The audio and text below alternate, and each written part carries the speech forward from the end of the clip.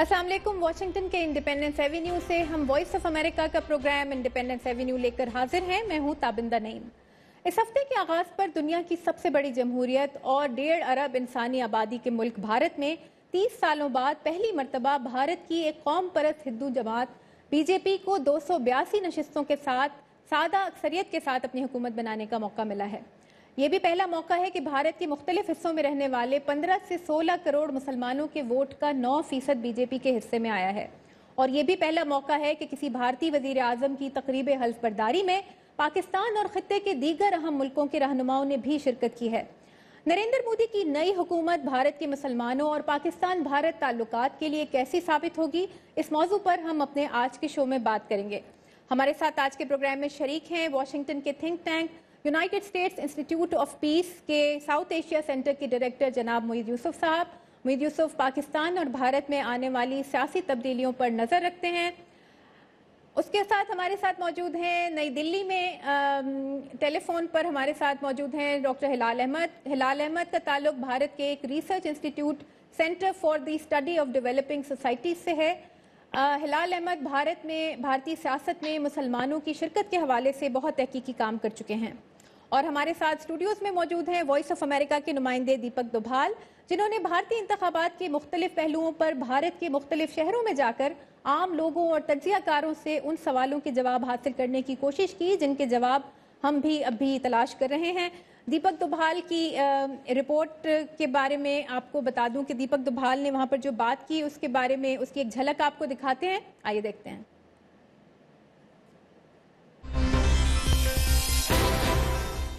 काफिल, ये तुमने मोदी को वोट क्यों किया? सर हमें अच्छा लगता है, हमें लगता है कि मतलब कि वो आएंगे तो नई सरकार बनेगी, अच्छा करेंगे, हमारे लिए रोजी लाएंगे, हमारे लिए हम ड्राइवर हैं तो हमें लगता है कि हमारे लिए वो जरूर कुछ ना कुछ सलूशन निकालेंगे। अच्छा, ये बताओ कि मुसलमान हो तुम और मुसलमानों को बहुत बड़ा एक खतरा लगता है मोदी से, तुम्हें नहीं लगता? सर इतना बड़ा देश है, कोई वो अकेले ही देश के मालिक थोड़ी ना हो जाएंगे। अगर वो नेता ही बन रहे, इतना बड़ा देश है, दुनिया और भी तो है, कोई ये थोड़ी ना कि वो मुसलमानों को मार देंगे या भगा देंगे, ऐसा नहीं है सर। वो अपनी अपनी सोच है, बाकी ऐसा नहीं है। एक बात कही जा रही है और कई लोगों का ये कहना है कि अगर नरेंद्र मोदी भारत के वजीर आजम बनते हैं तो देश बिखर जाएगा, एक लाइन है जो क्रॉस हो जाएगी। आपका क्या कहना है? कहने वाले लोग तो एग्जिजरेट कर रहे हैं, मैं ऐसा कुछ नहीं समझता। बहुत मजबूत देश है ये, कोई आए और कोई जाए, कुछ बिगड़ने वाला नहीं है। अब जैसा कि अब ये इलेक्शन हो रहा है उसमें ये समझ मोदी मोदी मोदी 24 घंटे मोदी के बारे में बोलते हैं, तो उससे क्या होने का है? मुसलमान, मैं हर वक्त ये एक सोचता हूँ, क्या औरंगज़ेब थे वक्त हिंदुज़म ख़त्म हुआ है हिंदुस्तान से, या शिवाजी आए वक्त क्या इस्लाम ख़त्म हुआ या मुसलमान ख़त्म हुई? हिंदुस्तान के जो सेक्युलर जड़ें हैं इतनी मजबूत है, मोदी आओ या MIM आओ, हमें किसी का डर नहीं है। और एक कंट्री है कि 2-4 साल 5 साल की लाइफ, कंट्री की ज़िंदगी में 5 साल की जो लाइफ है, it's very temporary, very small phenomena.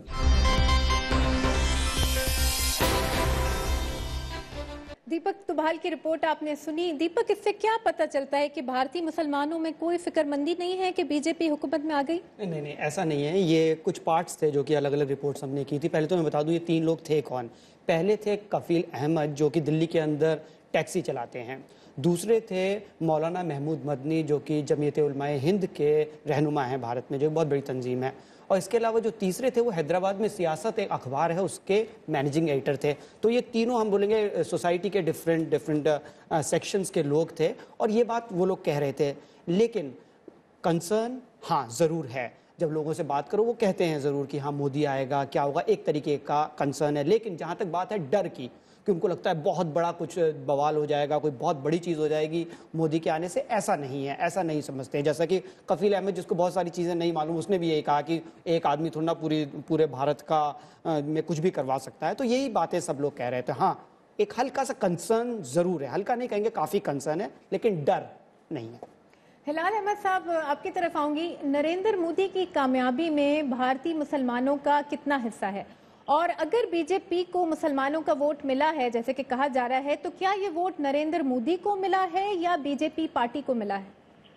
सबसे पहले मैं एक बात वाजे करना चाहता हूँ और वो ये है कि जो ये 9% की बात आ रही है वो दरअसल हमारा ही डेटा है जो हमने सैंपल सर्वे से कलेक्ट किया है, क्योंकि हिंदुस्तानी इंतखाबात में ये नामुमकिन है कि आप पता लगाएं कि किस कम्युनिटी ने कितना किसको वोट दिया है, क्योंकि हमारे यहाँ वोटर की आइडेंटिटी जो है वो सेकुलर आइडेंटिटी है, तो इसलिए नामुमकिन है कि हम बताएं कि किसने किसको वोट दिया है। तो हम 6 सैंपल सर्वे पोस्ट पोल हमने किया था और उसमें तकरीबन कोई 20 से 21 हज़ार लोगों से बात करने के बाद में हमने ये, और काफ़ी हमारा जो है मोर और लेस एक्यूरेट होता है, तो ये 9% का जो आंकड़ा है मैं पहले उसको वाजे कर दूं।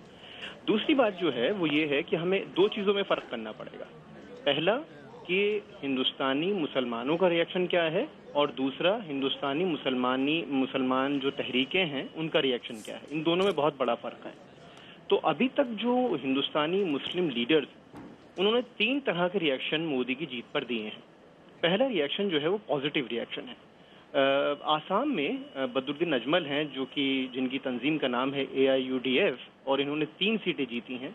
ये काफ़ी मजहबी आदमी हैं और तबलीगी जमात से इनका काफ़ी वक्त से ताल्लुक़ भी रहा है, मौलाना है। और जीतने के बाद में इन्होंने कहा कि हम BJP और NDA को इशू बेस्ड सपोर्ट दे सकते हैं। तो ये पहला पॉजिटिव रिएक्शन एक रिएक्शन है। दूसरा रिएक्शन जो है वेट एंड वॉच का है कि आप अभी थोड़ा सा रुकिए, अभी इतनी जल्दी हम मोदी पर कोई कमेंट नहीं करेंगे। अगर आप देखें तो प्रेशर ग्रुप और ख़ास तौर से जमात इस्लामी ने अभी तक कोई स्टैंड इस पर नहीं लिया है। तीसरा जो है वो है इशू बेस्ड अपोजिशन। ये रिएक्शन आया है जमीयत से, जमीयत उलमा हिंद ने, और कई लोगों ने और भी इस तरह के अपने तासुरात जाहिर किए हैं। और इसमें अभी हाल ही में जो मिनिस्ट्री ऑफ माइनॉरिटी अफेयर्स की नई मिनिस्टर हैं जिनका नाम नजमा हेपतुल्ला है, और उन्होंने कहा कि कॉन्स्टिट्यूशन में किसी भी मजहब की बुनियाद पर रिजर्वेशन नहीं हो सकता है, तो उसको अपोज करते हुए, उसकी मुखालफत करते हुए महमूद मदनी ने कहा, जिनका भी जिक्र दीपक कर रहे थे, महमूद ने ये कहा कि ये सरासर गलत है क्योंकि मुसलमानों की जो बैकवर्डनेस की बात है वो मजहबी नहीं है। तो ये बात हुई मुस्लिम लीडर्स की। अब अगर हम बात करें मुस्लिम रिएक्शन की, तो जैसे मैंने कहा कि जो मुस्लिम रिएक्शन की अभी तक हमने जो स्टडी की थी वो अभी तक पोस्ट पोल के बाद की थी। सरकार बनने के बाद अभी तक कोई स्टडी नहीं हुई है। लेकिन जो भी हमने पोस्ट पोल में जो भी हमने आंकड़े इकट्ठे किए थे, उसके आधार पर, उसकी बुनियाद पर मैं इस 3 तरह के रिएक्शन साफ देख रहा हूँ। ये 9% हमें याद रखना चाहिए कि पिछली बार, देखिए हम 1971 से ये सर्वे कर रहे हैं, और हमने हर साल में इसको हम कंपैरेटिवली इसे इवैल्यूएट करते हैं। हिलाल मैं इस बात पर वापस आऊंगी, लेकिन मैं मुईद यूसुफ साहब आपको भी इसमें गुफ्तगू में शामिल करना चाहूंगी। जैसे हिलाल ने कहा कि अभी तक लोग वेट एंड वॉच की पॉलिसी पर काम कर रहे हैं, जो इस्लामी जो लीनिंग जमातें हैं उनकी बात करें। ये बताइए कि अगर हम इंटरनेशनल फ्रंट पे देखें तो नरेंद्र मोदी और अटल बिहारी वाजपेयी के दरमियान आपको कोई फ़र्क नज़र आता है आपके ख्याल में? बीजेपी की इस जीत में और बीजेपी की तब जब बीजेपी के वज़ीर आज़म आए थे इक़्तिदार में, उनमें कोई फ़र्क है? देखिए, पहली बात तो सबसे बड़ा फ़र्क ये है कि अटल बिहारी वाजपेयी को हम तारीख के पस मंज़र में अब देख सकते हैं कि उन्होंने अपने इक़्तिदार के वक्त क्या किया, पाकिस्तान से क्या रुझान था उनका, इंटरनेशनल कम्युनिटी से कैसे उन्होंने डील किया। नरेंद्र मोदी के लिए हमारे पास उनका जो तारीखी पस मंज़र है वो कोई इतना पॉजिटिव नहीं है, मुस्बत नहीं है। उनको एसोसिएट किया जाता है काफ़ी कंट्रोवर्सी से, जैसे आप जानती हैं। तो एक तो बुनियादी फ़र्क इस चीज़ का है। दूसरा ये है कि पाकिस्तान हिंदुस्तान के ताल्लुकात जिसकी बड़ी बात हो रही है, ख़ुसूसतन उस पॉइंट ऑफ व्यू से एक बहुत मेजर वाक़या जो है वो अटल बिहारी वाजपेयी की जो टेन्योर था उसके बाद पेश आया है, जिससे हिंदुस्तान की जो नौजवान नस्ल है वो पाकिस्तान के बारे में उनका एक मखसूस सोच जो है वो उसकी वजह से है, और वो है मुंबई का जो 2008 का दहशतगर्दी का वाक़या था। तो उसको भुलाना जो है वो इतना आसान नहीं होगा इंडिया और पाकिस्तान के लिए। उस पे अभी हिंदुस्तान का मौक़िफ़ ये है कि अभी ट्रायल भी चल रहे हैं, वो मामला बिल्कुल ख़त्म नहीं हुआ। तो ज़रा एक मुख्तलिफ हिंदुस्तान की सोच है पाकिस्तान पे। और तीसरी बात ये है कि मोदी साहब जो हैं उनका मगरिब में भी कोई ऐसा मुस्बत ओपिनियन नहीं है। अमेरिका में, यूरोप में आपको मालूम ही होगा कि अमेरिका ने एक दफ़ा उनका वीज़ा भी रिफ्यूज़ किया, उसके बाद वो एक लिस्ट पे भी थे। तो ये तमाम चीज़ें देखते हुए वाजपेयी साहब से तो बहुत मुख्तलिफ हैं, इसमें कोई शक नहीं है। उनका जो बैकग्राउंड है वो लोगों को पूरी तरह मुतमईन नहीं करता, और इसलिए दो तरह की सोच है मोदी साहब के बारे में। एक तो ये है जो मनफी है, जो मैंने अभी बयान की। दूसरी ये है कि क्योंकि उनको भी मालूम है कि उनका ये एक उनके बारे में राय रखी जाती है दुनिया में, तो वो कोशिश करेंगे, he will go the extra mile, एक आम लीडर से ज्यादा कोशिश करेंगे ये दिखाने के लिए कि अब वो वजीर आजम हैं हिंदुस्तान के। तो इसलिए वो कोई ऐसी कम्युनल, जो उनका बैकग्राउंड अगर कुछ लोग कहते हैं, तो बिल्कुल उस तरफ नहीं जाएंगे। और शायद उसका पहला जो उन्होंने पत्ता खेला है वो यही था कि तमाम सार्क के लीडरान को बशमूल नवाज शरीफ साहब और श्रीलंका के सदर को, राजापाक्सा साहब को बुलाया उन्होंने अभी इनॉग्रेशन। बिल्कुल, और इसी बात को थोड़ा आगे बढ़ाते हैं, लेकिन उससे पहले एक नज़र डालते हैं कि नए भारतीय वज़ीर आज़म की तकरीब हल्फबरदारी में शिरकत और मुलाकात के बाद पाकिस्तान के वज़ीर आज़म नवाज शरीफ और भारत की नई वज़ीर ख़ारजा सुषमा स्वराज ने क्या कहा, आइए देखते हैं। That we have a common agenda of development and economic revival, which is not possible to achieve without peace and stability in the region. I urge that together we should rid the region of instability and insecurity that has plagued us for decades. I urge that we had to strive to change confrontation into cooperation. Engaging in accusations and counter-accusations would be counterproductive. हम लोगों ने पाकिस्तान से जब बात की तो ये कहा कि हम अच्छे रिश्ते चाहते हैं, लेकिन अच्छे रिश्तों में जो बातचीत की बात है वो बातचीत सफल और सही तभी हो सकती है जब पहले आतंक बंद हो, जिसको प्रधानमंत्री कहते हैं कि बम धमाके की आवाज़ में बात की आवाज़ रुक जाती है, सुनाई नहीं पड़ती। इन्हीं शब्दों में उन्होंने उनसे कहा, इसलिए बम धमाके बंद हों और हम बात करें तो आवाज़ दोनों को सुनाई देगी। मोहित यूसुफ, आपके पास वापस आऊंगी। अभी जो दोनों हमने बयानात सुने, आपके ख्याल में भारत पाकिस्तान को क्या पैगाम देना चाहता है इन दोनों जेस्चर से जो हुए अभी? देखिए, पहला पैगाम तो मोदी साहब का बड़ा वाज़ेह है, सिर्फ पाकिस्तान के लिए नहीं, दुनिया के लिए, कि वो अपना वो तासुर तब्दील करना चाहेंगे और करेंगे। ये भी हो सकता था कि वो बाकी जो सार्क ममालिक हैं उनके सरबराहों को बुलाते और नवाज शरीफ साहब को ना बुलाते, जिससे एक बड़ा वाज़ेह सिग्नल जाता कि पाकिस्तान को वो अलहदगी से ट्रीट करेंगे। दूसरी तरफ ये भी हो सकता था कि नवाज शरीफ साहब जो हैं वो वाहिद इकलौते सार्क लीडर होते जो कहते हैं कि मैं इनॉग्रेशन में शामिल नहीं होऊंगा, और अपनी तरफ से किसी और को किसी पाकिस्तानी ओहदेदार को भेज देते, तो वो एक पाकिस्तान की तरफ से सिग्नल होता कि वो मोदी साहब के साथ काम करना जो है वो इतना आसान नहीं होगा। तो शुरुआत तो अच्छी हुई है, इसमें कोई शक नहीं कि दोनों मिले भी हैं, जो बाद में रीड आउट भी है मीटिंग का वो भी कोई इतना मनफी नहीं है।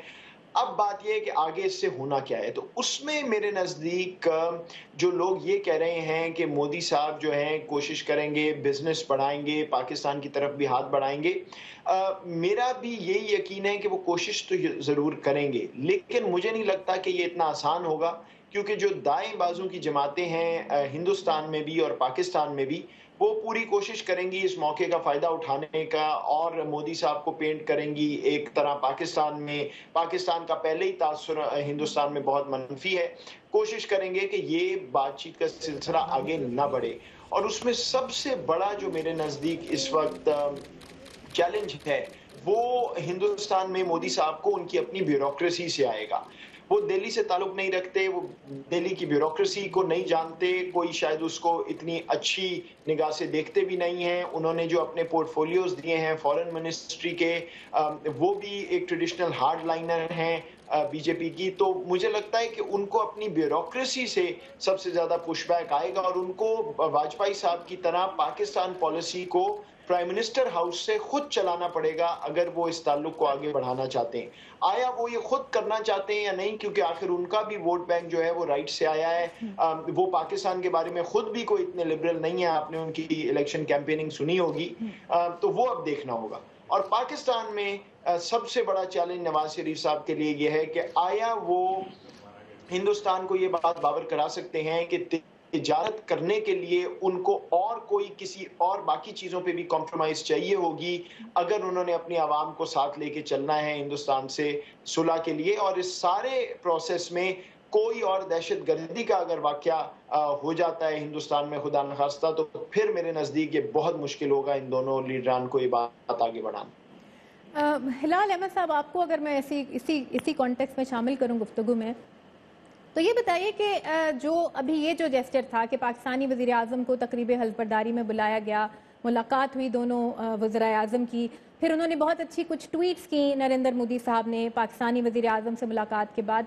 क्या नरेंद्र मोदी ये जो भी इस वक्त डेवलपमेंट्स हैं, इससे ये लगता है कि नरेंद्र मोदी भारतीय मुसलमानों को भी कोई पैगाम देना चाहते हैं? नहीं, मैं इसमें दो अलग अलग सवाल हैं। पहली बात तो ये कि साउथ एशिया के पूरे खत्ते में अमन की जो बात वो कर रहे हैं वो एक अलग मसला है, और हिंदुस्तानी मुसलमानों को सिग्नल देना, मैं ये नहीं कह रहा कि इन दोनों बातों में कोई रिलेशनशिप नहीं है, लेकिन हिंदुस्तानी मुसलमानों को एक सिग्नल देना ये डायरेक्ट नहीं है, ये इनडायरेक्ट है। जहाँ तक मैं पहले साउथ एशिया वाली बात को थोड़ा वाज़ेह कर दूं कि देखिए, जो आपके पॉलिसी और पॉलिटिक्स के कंट्रडिक्शन होते हैं इंटरनल, वो अगर आप बहुत ही इंटरेस्टिंग पॉलिटिकल फिगर हैं तो आप इस तरह से एड्रेस करते हैं कि आपका ऑडियंस, जो आपकी कोर कंस्टिट्यूएंसी से, अभी साहब ने कहा कि एक खास तबके से नरेंद्र मोदी को एक बहुत बड़ी कामयाबी मिली है, तो उस कॉन्स्टिट्यूएंसी को भी आपको एड्रेस करना पड़ेगा, चूंकि वो करने की कोशिश कर रहे हैं। जहाँ तक मुसलमानों का ताल्लुक, नवाज शरीफ को बुलाना या ना बुलाना इतना मुझे नहीं लगता, क्योंकि एक बहुत बड़ा मुस्लिम वोटर, जो यंग वोटर है, वो भी पैदा हुआ है, और उसकी नज़र में पाकिस्तान की जो इमेजिनेशन 1971 वाली जनरेशन के ज़माने में रही थी वो बिल्कुल बदल चुकी है। तो इसलिए ये इस बात का ये डायरेक्ट रिलेशनशिप कायम करना कि पाकिस्तान का आइडिया उतना ही रेलिवेंट है जितना कि एक ज़माने में कभी उसको सोचा गया होगा, मुझे लगता है कि ये काफ़ी बेबुनियाद बात है। लेकिन इसका मतलब ये नहीं है कि, क्योंकि देखिए, जो हमारे यहाँ पर हिंदू इसेंशलिस्ट पॉलिटिक्स है वो हमेशा मुसलमानों को, हिंदुस्तान के मुसलमानों को जब भी गाली बकती है तो उनको पाकिस्तानी कहती है, उनके जो इलाके हैं उन्हें मिनी पाकिस्तान कहा जाता है। तो इस तरह से ये जो पाकिस्तान की पहचान है, ये हिंदू राइटिस्ट फोर्सेस जो हैं वो मुसलमानों के ऊपर डालती हैं। ऐसी सिचुएशन में लेकिन जब से नरेंद्र मोदी हिंदुस्तान के वजीर आजम बने हैं, उन्होंने इस तरह की कोई भी पॉलिटिक्स का कोई सिग्नल मुझे नहीं लगता कि दिया है। तो इसलिए साउथ एशिया के अंदर अपनी जो एक पहचान बनाने की कोशिश है वो एक अलग मसला है, और हिंदुस्तानी मुसलमानों को एड्रेस करना, वो बार बार ये कहते हैं कि मैं ना तो हिंदुओं का हूँ ना मुसलमानों का हूँ, मैं तो 125 करोड़ हिंदुस्तानियों का हूँ। तो ये मैसेज एक तरफ तो बहुत सुनने में अच्छा लगता है, लेकिन तब एक सवाल पैदा ये होता है, और ये सवाल बार बार हिंदुस्तान का जो सेक्युलर तबका है वो बार बार इस सवाल को पूछ रहा है कि 125 करोड़ हिंदुस्तानी एक जैसे नहीं हैं, उसमें दलित भी हैं, आदिवासी भी हैं, उसमें माइनॉरिटीज़ भी हैं, और उनके कुछ खास हुकूक हैं जो कि कॉन्स्टिट्यूशन ने दिए हैं। तो उनके लिए मोदी की क्या पॉलिसी होगी? मोदी ने कुछ नहीं कहा, लेकिन जिस तरह के जेस्चर्स उन्होंने प्राइम मिनिस्टर बनने के बाद में दिए हैं, जैसे मिनिस्ट्री ऑफ माइनॉरिटी अफेयर्स को उन्होंने जारी रखा, अगर चाहते तो बंद भी कर सकते थे अगर वो राइटिस्ट एंगल लेते तो। उन्होंने किसी सिख को इसका मंत्री नहीं बनाया, मिनिस्टर नहीं बनाया, उन्होंने नजमा हेपतुल्ला को इसका मिनिस्टर बनाया। और नजमा हेपतुल्ला के जिस बयान को लेकर काफ़ी हंगामा हुआ कि मुसलमानों को रिजर्वेशन रिलीजन के बेसिस पे नहीं मिलना चाहिए, वो बहुत सरप्राइजिंग है, क्योंकि तमाम मुसलमान ग्रुप ये बात कह रहे हैं कि हमको रिजर्वेशन जो है वो रिलीजन के बेसिस पर नहीं चाहिए, हमें तो बैकवर्डनेस के बेसिस पर चाहिए। तो मुझे ऐसा लगता है कि जो हमारे यहाँ पर हिंदुस्तानी पॉलिटिक्स में जो इंटरनल हिंदुस्तानी पॉलिटिक्स है, उसमें जो सेकुलरिज्म कम्युनलिज्म की बाइनरी क्रिएट की गई है, उसका नतीजा ये हुआ है कि अब इस तरह की जो बिल्कुल डिफरेंट और अनप्रेसिडेंटेड स्टेप्स होते हैं, उनको समझने के लिए कॉन्सेप्चुअल टूल्स जो है हमारे पास में वो उतने शार्प नहीं है। और इसलिए मुझे लग रहा है कि जो वेट एंड वॉच पॉलिसी बहुत सारे पॉलिटिकल ग्रुप्स की है, वो पॉलिटिकल एनालिस्ट्स की भी होनी चाहिए। अच्छा हिलाल, इसी बात को जो आपने अभी मेरे सवाल के जवाब में कही, ये बताइए कि जैसे भारत के नौजवानों की आपने बात की कि वो उस तरह की वाबस्तगी महसूस नहीं करते, आपके ख्याल में क्या भारत का जो मुसलमान है, नौजवान है, क्या वो अपने मसलों के लिए पाकिस्तान को इल्ज़ाम देता है? आपको क्या लगता है? कतई नहीं, कतई नहीं। देखिए, ये एक तो परसेप्शन की बात हो सकती है ना, एक तो परसेप्शन मेरा कुछ हो सकता है, आपका कुछ हो सकता है, लेकिन इस सवाल को हमने बार बार मुसलमानों से पूछा है। मतलब हमने ये सर्वे किया था 2006 में, जिसमें हमने इस तरह के सवाल भी पूछे थे कि भाई 2002 का गुजरात राइट क्या आपके लिए इम्पोर्टेंट है, और फिर वो सिर्फ मुसलमानों से मुल्क भर के क्या ये कि भाई पाकिस्तान से एसोसिएशन आप महसूस करते हैं कि नहीं करते हैं। तो एक बड़ा इंटरेस्टिंग फैक्ट आया कि हम नहीं करते हैं। तो देखिए भाई, छोटा सा अगर आप मुझे 2 मिनट का टाइम देंगे तो मैं आपको फैक्ट बता सकता हूँ। 2008 में हमने एक साउथ एशिया में state of democracy in South Asia survey किया था। ये तमाम मुल्कों में था, साउथ एशिया के, पाकिस्तान भी इसमें शामिल था। और हमने ये सवाल पूछा था कि जो आप अपने आप को हिंदुस्तानी होने पर फख्र महसूस या पाकिस्तानी होने पर फख्र महसूस करते हैं, नहीं करते हैं। और ये हिंदुस्तान में हमने हिंदुस्तानी हिंदुओं और हिंदुस्तानी मुसलमानों से पूछा था। तो हिंदुस्तानी हिंदुओं का जो परसेंटेज था वो 70% था कि हमें हिंदुस्तानी होने पर फख्र है, और हिंदुस्तानी मुसलमानों का जो परसेंटेज था वो 72 था कि हमें हिंदुस्तानी होने पर फख्र है। इस पर बहुत परसेप्शन पर बात हो चुकी है कि वो अपने आप को हिंदुस्तानी मानते हैं कि नहीं मानते हैं, लेकिन ये बहुत साफ और वाज़ेह है कि अगर 72% मुसलमान रिस्पोंडेंट ये कह रहे हैं कि उनको हिंदुस्तानी होने पर फख्र है, तो एसोसिएशन जो हिंदुओं का होगा पाकिस्तान के साथ में, उसी तरह का एसोसिएशन हिंदुस्तान के मुसलमानों का भी होगा। ये तो एक बात रही। और दीपक की जो रिपोर्ट में अभी सुन रहा था, उस रिपोर्ट में जो सबसे पहले टैक्सी ड्राइवर थे, आप उस स्टेटमेंट से अंदाजा लगा सकते हैं कि हिंदुस्तान में डेमोक्रेसी का फेथ कितना ज्यादा है। और जब हमने सर्वे किया था, ये उसी सर्वे की बात बता रहा हूँ, और मुसलमानों का डेमोक्रेसी में फेथ, हिंदुस्तानी मुसलमानों, वो तकरीबन 80% था। बिल्कुल। जो कि रिमार्केबल। बिलाल अहमद साहब, मुझे अब थोड़ा सा शामिल कर लेने दीजिए दीपक को। दीपक, ये बताइए कि अभी जो हम बात कर रहे हैं, इन सारे परसेप्शंस के अलावा एक परसेप्शन ये भी है कि बीजेपी की हुकूमत उतने तहम्मुल का मुजाहरा नहीं करेगी किसी मुश्किल सिचुएशन के अंदर जैसे कि मनमोहन सिंह की हुकूमत ने किया था। आपके ख्याल में नरेंद्र मोदी की नई कैबिनेट में उनकी नई सिक्योरिटी टीम को अगर आप देखें तो क्या अंदाज़ा लगाया जा सकता है उससे? ये बिल्कुल सही बात है कि एक बहुत थिन लाइन है जो इस पे मोदी चल रहे हैं। जब तक कोई बड़ा हादसा, मुंबई जैसा अगर हादसा दोबारा हो जाता है, और खुद मोदी जो कि खुद एक राइट विंग पार्टी के हैं और भारतीय जनता पार्टी के हैं, वो उस सूरत में क्या करेंगे, और क्या वो सही मायने में उतने संयम से, उतने आराम से जैसे मनमोहन सिंह करते थे वैसा कर पाएंगे, उस तरीके से अपने आप को कंडक्ट कर पाएंगे, ये कहना बहुत मुश्किल है।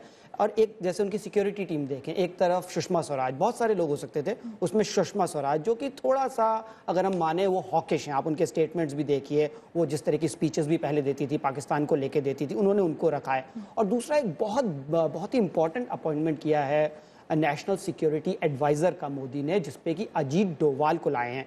अजीत डोवाल के बारे में बता दूं, वो इंटेलिजेंस ब्यूरो जो इंडिया का है उसके चीफ रह चुके हैं, और कश्मीर में 6 साल वो रहे हैं, और हिंदुस्तान के अंदर उनकी काफ़ी साख है सिक्योरिटी मैटर्स में, लेकिन वो थोड़े से हॉकिश हैं। यानी कि उनके अगर आप कुछ बयान सुने, यूट्यूब पे उनकी कुछ स्पीचेस हैं, वो कुछ एक विवेकानंद फाउंडेशन चलाते थे, उसमें जो उनके राइटअप्स हैं वो साफ ये कहते हैं कि अगर पाकिस्तान की तरफ से कुछ गड़बड़ी होती है, कुछ भी इस तरीके का दहशतगर्दी का कोई वाकया होता है, तो पाकिस्तान के साथ बातचीत बंद कर देनी चाहिए। यानी कि मोदी ऐसे लोगों से भी घिरे हुए हैं जो कि दोस्ती तो करना चाहते हैं, लेकिन साथ में ये कि दहशतगर्दी का कोई हादसा नहीं होना चाहिए, इस तरह का कोई वाकया नहीं होना चाहिए। तो जो आपका सवाल था कि उस सूरत में होगा क्या, ये कहना बहुत मुश्किल है, और मोदी के लिए काफी मुश्किल होगा, क्योंकि मोदी का जो एक वोट बैंक है इंडिया के अंदर, जो कि एकदम राइटिस्ट जिसको हम माने, जो कि काफी ये कहते आए हैं कि पाकिस्तान काफी जिम्मेदार है हिंदुस्तान की जो प्रॉब्लम से, और ज्यादातर जो दहशतगर्दी की प्रॉब्लम है उसको लेकर। और ये अजीत डोवाल के बारे में एक और बात है, और कुछ चीजें इसमें अच्छी भी हो सकती हैं, जैसे अजीत डोवाल खुद कश्मीर में रहे हैं, और मैं इतना जानता हूं कि अजीत डोवाल केवल कश्मीर नहीं, वो बॉर्डर के दोनों तरफ के लोगों को जानते हैं, जिनको कि कई बार हम दहशतगर्द कहते हैं, उनके पर्सनल संबंध हैं लोगों से, तो वो कई चीज़ें नई कर सकते हैं, कई लोगों को एक साथ टेबल पे ला सकते हैं और बातचीत को आगे बढ़ा सकते हैं। अच्छा मोहित यूसुफ, आपके पास अगर मैं आऊँ और आपसे मैं ये पूछूं कि नरेंद्र मोदी के हवाले से जो उनका इंटरनेशनली जो परसेप्शन है उस पर भी बहुत बात होती रही। आपने खुद भी बात की कि 2005 में अमेरिका ने उनका विजिटर वीज़ा मनसूख कर दिया था। अमेरिका अब जो भारत के नए वज़ीर आज़म साहब हैं उन्हें कितना जानता है, और उससे क्या कोई खदशात इस वक्त हैं वाशिंगटन के अंदर उनके हवाले से? जी, मैं आपको इसका जवाब देता हूँ। अगर आप मुझे इजाज़त दें तो मैं एक सवाल भी पूछना चाहूँगा आपके बाकी 2 मेहमानों से।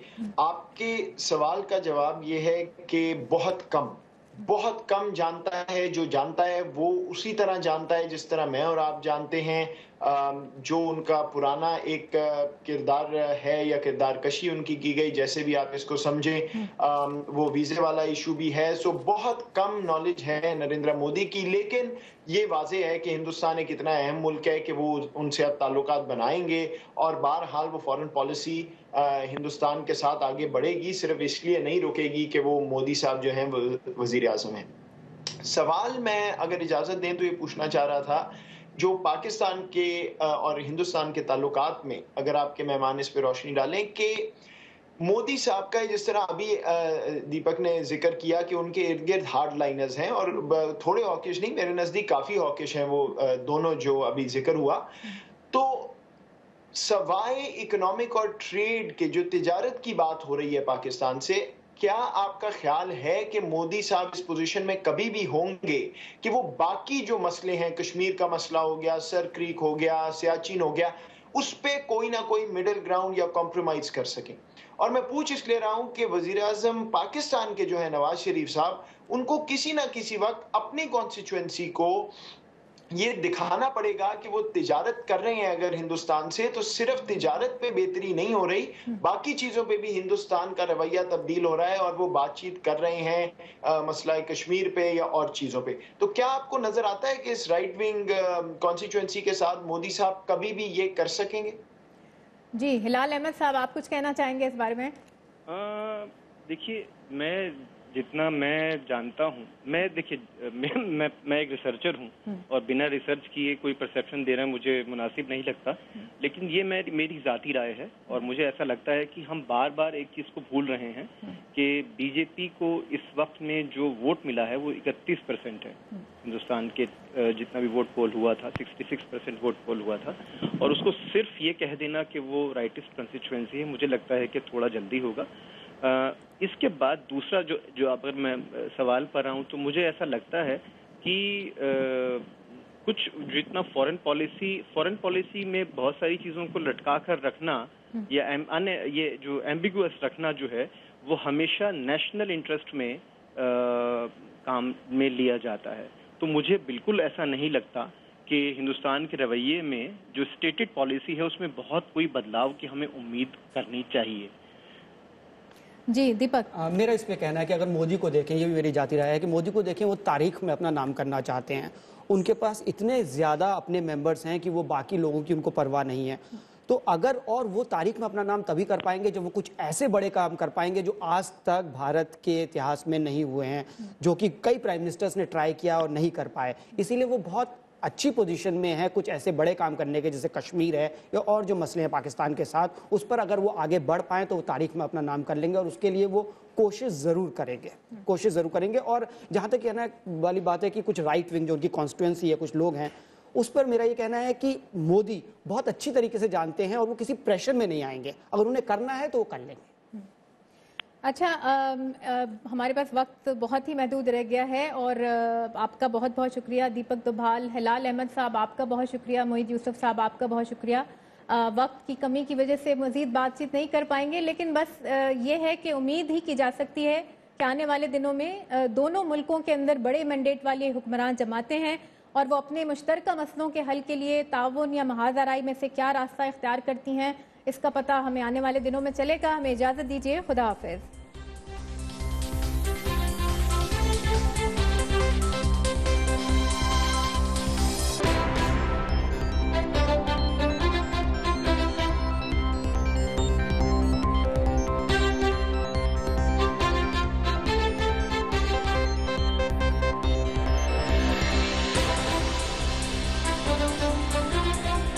I'm Imran Siddiqui, host of On Assignment.